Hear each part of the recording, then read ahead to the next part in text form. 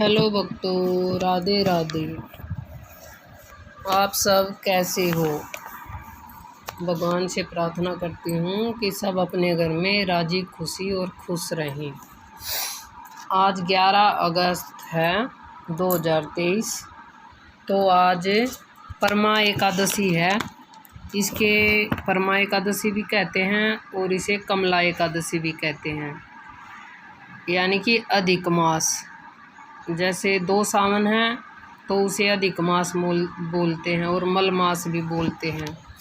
तो अब की बार 11 और 12 दोनों ही दिन एकादशी है।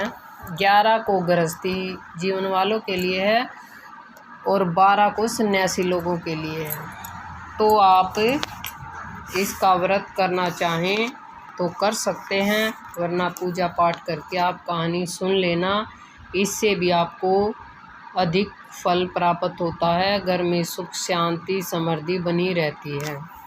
तो अभी हम कहानी यानी कि कथा सुनाने जा रहे हैं, तो आप सुनो।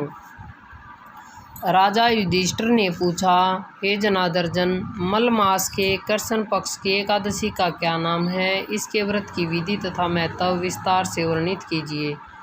श्री कृष्ण बोले कि राजन, इस एकादशी का नाम परमा है। यह मनुष्य को मोक्ष भोग तथा आनंद देने वाली है, पवित्र व पापनाशक है। शुक्ल पक्ष की एकादशी के समान ही इसकी विधि है।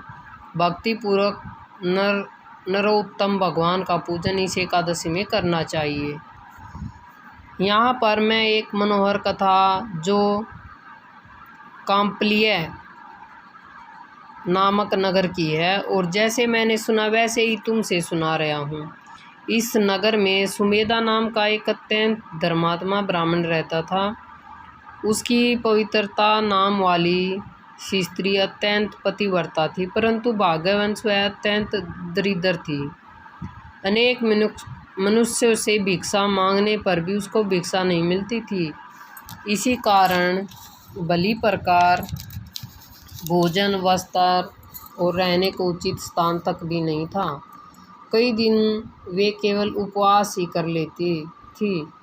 उसकी पतिव्रता स्त्री स्वयं भूखी रहकर भी अतिथि सत्कार अवश्य करती थी, मगर अपने मुख कमल पर कभी मलिनता न आने देती थी। साथ ही अपने पति से कभी किसी वस्तु की याचना भी नहीं करती थी।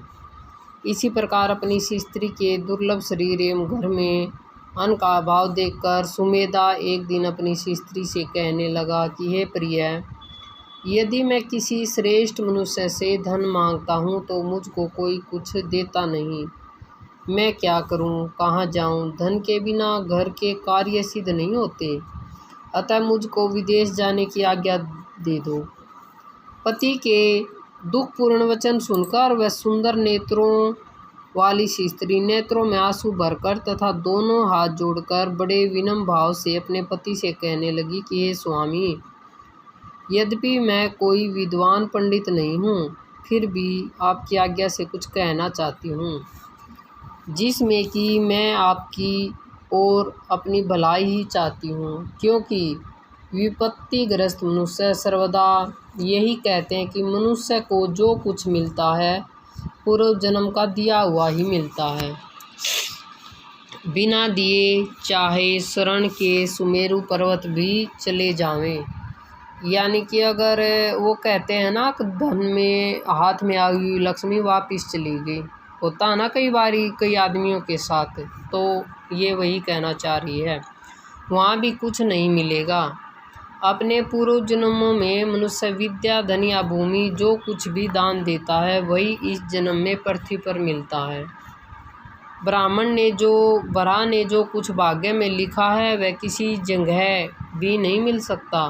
बिना दिए कुछ नहीं मिलेगा। भगवान ने जो कुछ भाग्य में लिख दिया वही मिलेगा। स्वामीन, मैं आपके बिना क्षण मात्र भी नहीं रह सकती। माता पिता भाई बंधु सास ससुर और दूसरे कुटुंब जन कोई भी आदर सत्कार नहीं करेंगे, जब पतिहीन तथा भाग्यहीन कहकर निंदा करेंगे। अतः इसी जगह रहकर जो भी मिले उसमें खुश मानिए। अपनी स्त्री के ऐसे वचन सुनकर वह ब्राह्मण विदेश नहीं गया। एक समय मुनियों में श्रेष्ठ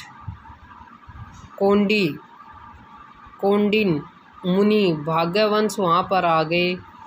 उनको देखकर सुमेधा अत्यंत प्रसन्न हुई और अपनी स्त्री सहित शीघ्रता से बड़ी नम्रता के साथ बारंबार उनको नमस्कार किया और कहने लगे कि हमारे बड़े भाग्य हैं जो आपके दर्शन हुए। ऐसा कहकर सुंदर आसन से मुनि की पूजा की तथा श्रद्धा के साथ मुनि को भोजन कराया। उस श्रेष्ठ पतिव्रता स्त्री ने मुनि से पूछा कि महाराज, दरिद्रता का नाश कैसे होता है?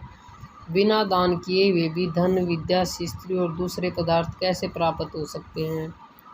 मेरे पति मुझे छोड़कर धन की आशा में विदेश जा रहे हैं। मैंने उसको रोका है। मेरे भाग्यवंश आप यहाँ आ गए हैं।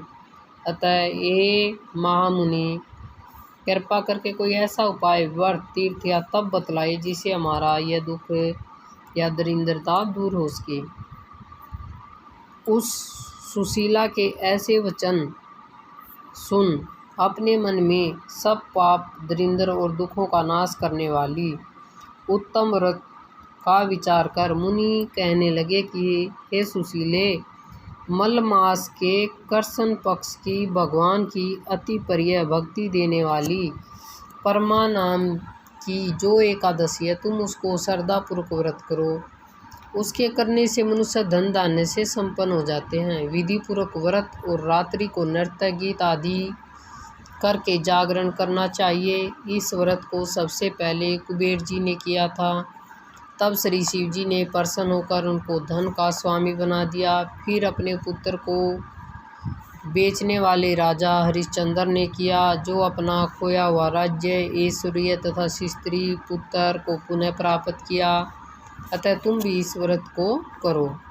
हे पांडव, इतना कहकर अति प्रशंसा के साथ कौंड्य ऋषि ने व्रत की सब विधि उनको समझाई और फिर उसने पंचरात्रि को शुभ कारक व्रत का वर्णन किया, जिसके अनुष्ठान मात्र से भोग और मोक्ष दोनों प्राप्त होते हैं।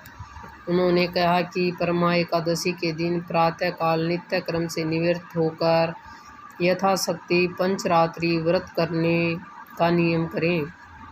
जो प्रातःकाल स्नान करने 5 दिन पर्यंत निराहार रहता है, वह अपने माता पिता तथा स्त्री सहित विष्णु लोक को जाता है। जिसने 5 दिनों तक स्नान आदि करके विधि पूर्वक ब्राह्मण भोजन कराया, उसने देवता, मनुष्य, राक्षस सहित सबको भोजन करा दिया। जो स्नान करके 5 दिन तक तिल से भरकर पात्र का दान करते हैं, वे समस्त सुखों को भोगकर सूर्य लोक में आनंद करते हैं। जो घी का पात्र दान करते हैं, वह ब्रह्मचार्य से रहते हैं। जो देव गणों से सहित शरण में आनंद करते हैं। कौंड्य ऋषि कहने लगे कि हे सुशीले, तुम भी अपने पति सहित इस व्रत को करो। इस व्रत के करने से अन्न और धन से युक्त होकर अंत में स्वर्ग को जाओगे। उस ब्राह्मणी ने कौंड्य ऋषि की बताई हुई विधि के अनुसार व्रत किया तथा 5 रात्रि के समाप्त होने पर परम एकादशी का व्रत किया। व्रत के पूर्ण होते ही उस स्त्री ने एक राजकुमार को वहाँ आते देखा। राजकुमार ने बराह की प्रेरणा से सब सुंदर वस्तुओं सहित नवीन ग्रह देकर उसमें उनका निवास कराया। तत्पश्चात एक राजकुमार ने 1 ग्राम उनकी जीविका के निमित्त दान दिया। मल मास की कृष्ण पक्ष की परमा एकादशी का आदर सहित व्रत करने से वे समस्त पापों से मुक्त होकर विष्णु लोक को चले गए। जो मनुष्य या मानव देह प्राप्त करके भी मल मास में एकादशी का व्रत नहीं करते, वे 84 लाख योनियों में भ्रमते हुए दुख पाते हैं। मनुष्य देह अत्यंत दुर्लभ बड़े पुण्य के प्राप्त से मिलती है।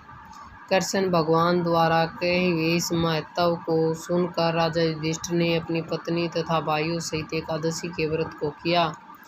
और अनेक भोगों को भोग कर अंत समय में भगवान विष्णु के वैकुंठ लोक हो गए।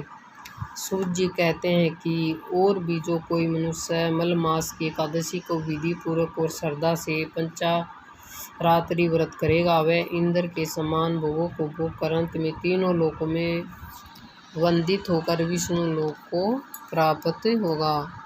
बोला एकादशी की जय। ओम इसमें ओम नमो भगवते वासुदेवाय नमः, ओम नमो भगवते वासुदेवाय नमः इस मंत्र का उच्चारण करते रहना चाहिए। अभी हम इसकी आरती करते हैं। ओम जय जगदी हरे श्यामी जय जगदी हरे, भक्त जनों के संकट क्षण में दूर करे, जो धावे फल पावे दुख बिन से मन का, सुख संपत्ति घर आवे कष्ट मिटे तन का। ओम जय जगदी हरे श्यामी जय जगदी हरे, मात पिता तुम मेरे शरण कहूँ मैं किसकी, तुम बिन और न दूजा आस करूँ मैं जिसकी। ओम जय जगदीश हरे, तुम पूर्ण परमात्मा तुम अंतर्यामी, पार ब्रह्मा परमेश्वर तुम सबके स्वामी, तुम करुणा के सागर तुम पालन करता, मैं मूर्ख खल कामी कृपा करो भरता। ओम जय जगदी हरे श्यामी जय जगदी हरे, तुम हो एक अंगोचर सबके प्राणपति, किस विध मिलूं दया मैं तुमको मैं कुमति, दिन बंधु दुख हरता तुम ठाकुर मेरे, अपने हाथ उठाओ द्वार पड़ा मैं तेरे। ओम जय जगदी हरे श्यामी जय जगदी हरे, विष विकार मिटाओ पाप हरो देवा, श्रद्धा भक्ति बढ़ाओ संतन की सेवा। ओम जय जगदीश हरे श्यामी ओम जय जगदीश हरे। बोल सच्चे दरबार की जय। राधे राधे। जय श्री राम जय श्री राम। अगली वीडियो में भक्तों फिर मिलेंगे, तब तक के लिए राधे राधे। ओम नमो भगवते वासुदेवाय नमः।